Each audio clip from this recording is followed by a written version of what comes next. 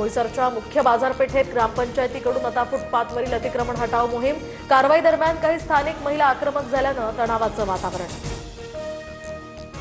TCS प्रकरणातील आरोपी निदा खानला आज कोर्टात हजर करणार। जप्त केलेल्या मोबाईल संदर्भात फॉरेन्सिक अहवाल कोर्टात सादर करणार।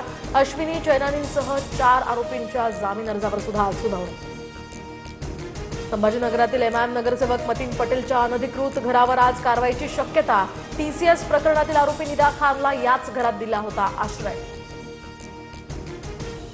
नंदुरबार जिल्ह्यामध्ये उष्णतेचा विक्रमी कहर। 45°C तापमानानं अनेक वर्षांचे रेकॉर्ड्स मोडले। उष्माघात टाळण्यासाठी जिल्ह्यामध्ये विशेष कक्ष सुरू। काळजी घेण्याचेही आवाहन।